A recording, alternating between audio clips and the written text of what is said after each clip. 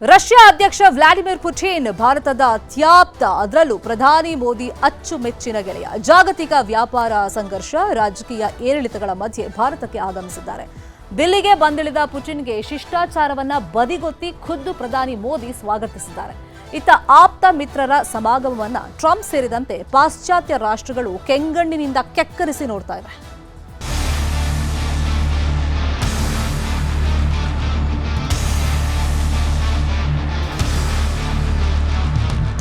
Vladimir Putin ಭಾರತದ ಅತ್ಯಾಪ್ತ.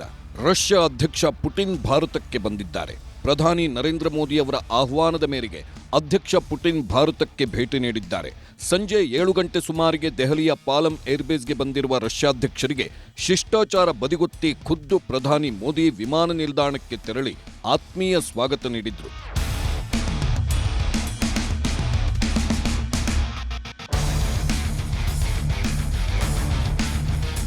ಈ ವೇಳೆ ಭಾರತೀಯ ಸಾಂಸ್ಕೃತಿಕ ಕಲಾ ತಂಡಗಳ ಪ್ರದರ್ಶನ ಕಂಡು ಪುಟಿನ್ ಪುಳಕಿತರಾದ್ರು. ನಂತರ ಪ್ರಧಾನಿ ಮೋದಿ ಹಾಗೂ ಪುಟಿನ್ ಒಂದೇ ಕಾರಿನಲ್ಲಿ ತೆರಳಿದ್ರು. ಪುಟಿನ್ಗಾಗಿಯೇ ಆಯೋಜಿಸಲಾಗಿದ್ದ ವಿಶೇಷ ಭೋಜನ ಕೂಟದಲ್ಲಿ ಭಾಗಿಯಾದ್ರು.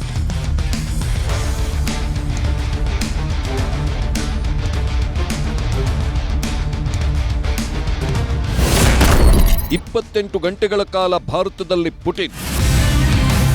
ಅಮೆರಿಕ ಅಧ್ಯಕ್ಷ ಟ್ರಂಪ್ ಬೆದರಿಕೆ, ದಿಗ್ಬಂಧನ, ಎಚ್ಚರಿಕೆ ಮಧ್ಯೆಯೂ ಭಾರತ ಮತ್ತು ರಷ್ಯಾ ನಡುವಿನ ಬಾಂಧವ್ಯ ಹೆಚ್ಚು ಮಹತ್ವ ಪಡೆದುಕೊಂಡಿದೆ.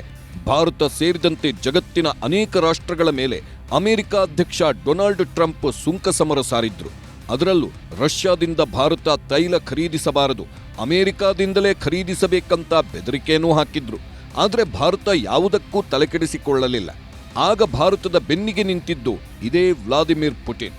ಭಾರತಕ್ಕೆ ತೈಲ ಪೂರೈಕೆ ಮೇಲೆ ತೆರಿಗೆಯನ್ನು ಮತ್ತಷ್ಟು ಕಡಿಮೆ ಮಾಡೋ ಭರವಸೆ ಕೊಟ್ಟು ಭಾರತದ ಅತ್ಯಾಪ್ತ ಗೆಳೆಯ ಅನ್ನೋದನ್ನ ಪುಟಿನ್ ಸಾಬೀತುಪಡಿಸಿದ್ರು.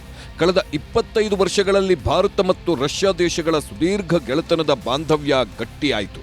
ಅದರಲ್ಲೂ ನರೇಂದ್ರ ಮೋದಿ ಅವರ ಆಡಳಿತದ ಅವಧಿಯಲ್ಲಿ ಪುಟಿನ್ ಭಾರತ ಅಂದ್ರೆ ರಷ್ಯಾ, ರಷ್ಯಾ ಅಂದ್ರೆ ಭಾರತ ಅನ್ನೋ ಮಟ್ಟಿಗೆ ದಿಗ್ಗಜರಾಗಿ ಹೋದ್ರು.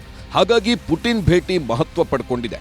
ಭಾರತದಲ್ಲಿ ಒಟ್ಟು 28 ಗಂಟೆಗಳ ಕಾಲ ಉಳಿಯಲಿರುವ ಪುಟಿನ್ 23ನೇ ಭಾರತ ರಷ್ಯಾ ವಾರ್ಷಿಕ ಶೃಂಗಸಭೆಯಲ್ಲಿ ಭಾಗಿಯಾಗಲಿದ್ದಾರೆ.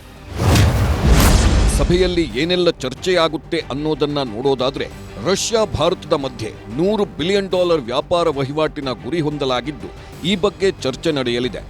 ಅಲ್ಲದೆ ಮತ್ತಷ್ಟು S-400 ವಾಯು ರಕ್ಷಣಾ ಕವಚ ಸಾಧನಗಳ ಸರಬರಾಜು ಬಗ್ಗೆ ಒಪ್ಪಂದ ಏರ್ಪಡಲಿದೆ.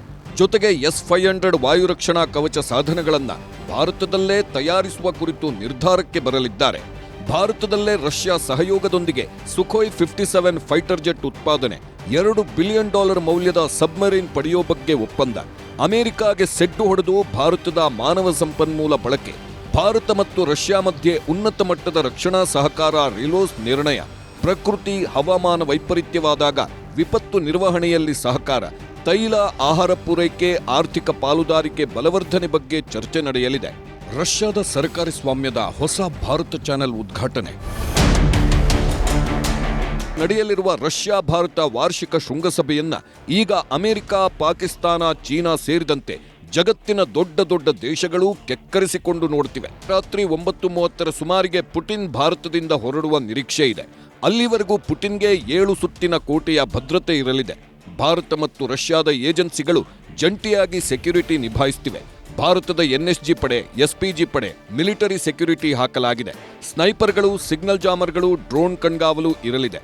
ಇನ್ನು ಪುಟಿನ್ ಓಡಾಡೋಕೆ ರಷ್ಯಾದಿಂದಲೇ ಅವರ ಸೆನಾಟ್ ಶಸ್ತ್ರಸಜ್ಜಿತ ಲಿಮೋಸಿನ್ ಕಾರನ್ನು ಭಾರತಕ್ಕೆ ತರಲಾಗಿದೆ.